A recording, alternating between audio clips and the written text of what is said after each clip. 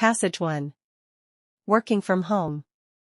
In recent times, advanced technologies available to us have allowed increasing numbers of people to work from home, a development which has sparked an exciting revolution in the world of work. People ought to consider carefully whether working from home is a change for good. One advantage of working from home is that no time is spent traveling to and from work, which for some employees might have involved a long commute by public transport or a tiring drive through congested city traffic. Employees are now able to choose the hours they work. If they are given a target for the week, the expectation is that the target will be met, whether the work is done within conventional office hours or outside of them. Workers can take refreshing breaks when and as often as they like, rather than at specific times, which might be dictated by the cafeteria queue, for example. There is often no need for childcare if parents work from home. One parent can work while the other stops to collect the children from school and take them to the park or to cook the evening meal, possibly returning to work after the children have gone to bed. Because you don't need to pay travel and transport costs, such as for bus or train journeys, or to fill up the car with fuel, there are financial savings to be made in working from home. Moreover, a typical car emits a huge amount of carbon dioxide every year, and buses obviously much more. This means that working from home is eco-friendly, and we should all commit to reducing our collective carbon footprint. Not being in the town or city center during a break from work, as well as saving money, removes the temptation to buy unhealthy or fattening snacks. Some of the coffee sold in high street coffee shops is damaging to our health. For example, one popular hot drink contains an astonishing 14 teaspoons of sugar and more than 500 calories. The money saved when working from home can be used on other, more useful or interesting things, such as holidays, clothes, or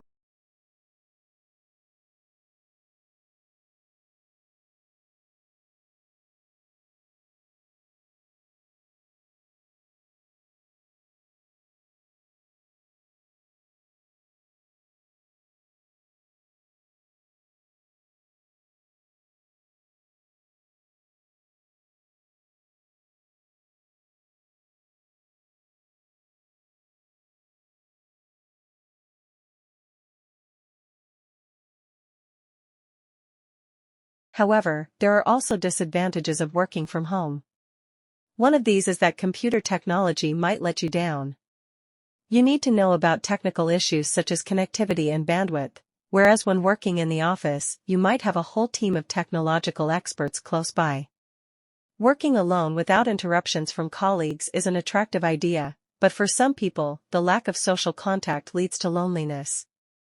You might even start to miss those cues in the cafeteria. At least you had people to talk to. For some, working from home might lead to more serious adverse effects on mental health, including severe anxiety.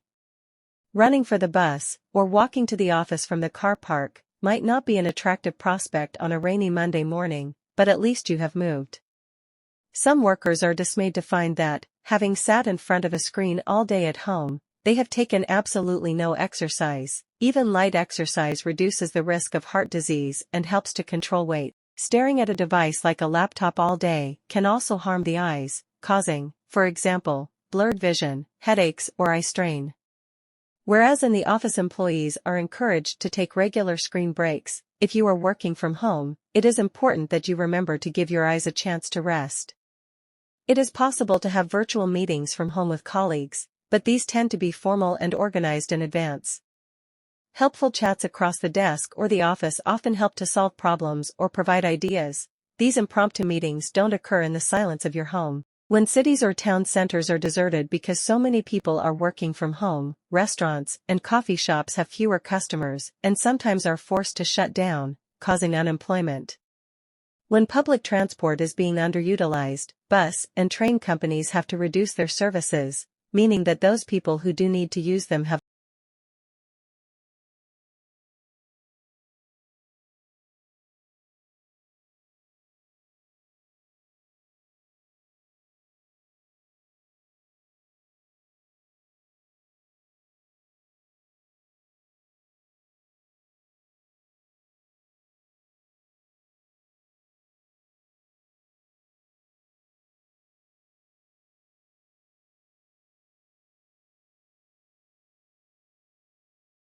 Passage 2. The new fountain pen. Ferris was becoming increasingly unhappy in his job as junior architect. The senior architect, Mr. Arsalan, was extremely demanding and put too much pressure on him. Flicking through the newspaper one morning, Ferris read an advert for a shop specializing in fountain pens, which claimed that using one gives people a feeling of supreme confidence. The idea came to him that changing his image might help him to shake off his discontent, and he decided to buy himself an expensive, top-of-the-range fountain pen. A fountain pen was the answer. At the next staff meeting, presided over by the company director, Mr. Benjamin, there was a lively discussion about the company's objectives for the year. As usual, Ferris was silent. As usual, Mr. Arsalan had plenty to say.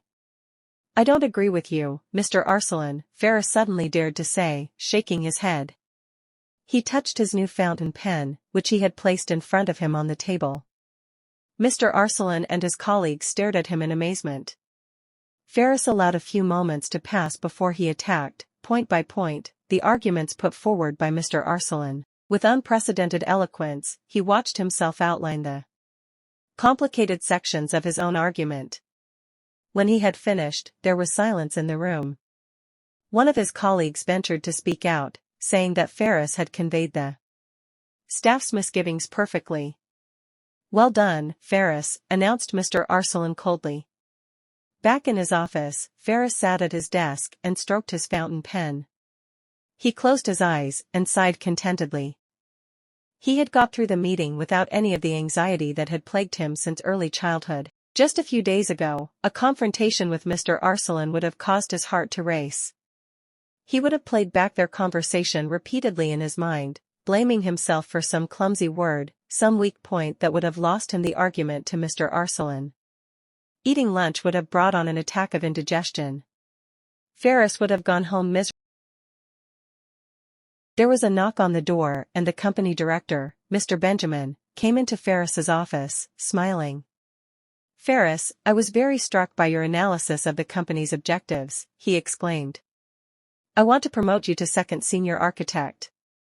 The fountain pen. It was the pen that was responsible for this opportunity that would totally alter the course of his life. Since purchasing it, it had shielded him from the terrors of life just by being there. Better still, it improved his mind and encouraged him to take important decisions. Without it, he would never have spoken to Mr. Arsalan as he had at that meeting. That evening Ferris and his wife went out for dinner to celebrate, choosing the best restaurant in town. The interior was stunning, with high ceilings and glittering chandeliers. Ferris read the menu. The prices were higher than his current salary stretched to. He hoped his wife did not notice his gulp of surprise. The specialty dish was framed in the middle of the page in elegant print and, to prove a point, both Ferris and his wife ordered this dish. The food was delicious and, when the bill arrived, Ferris signed the check with a flourish of his fountain pen and left a generous tip. They jumped into a taxi to take them home. As it pulled away from the curb, his wife turned to him, frowning. "Did you remember your fountain pen?" she asked. Time stood still for Ferris. He clearly pictured his pen lying on the table in the restaurant. Still unaccustomed to using a fountain pen, he had left it behind. "Please turn round immediately," he yelled from the back seat of the taxi. Doing an about turn, the taxi driver accelerated back towards the restaurant. Ferris leapt from the taxi and ran. But it was no good. No one had handed in the fountain pen to a member of staff. Days, weeks, months went by. Ferris called the restaurant every day. Finally, when he sensed a note of irritation in the restaurant manager's voice, he realized that it was time to give up the search. He knew he would never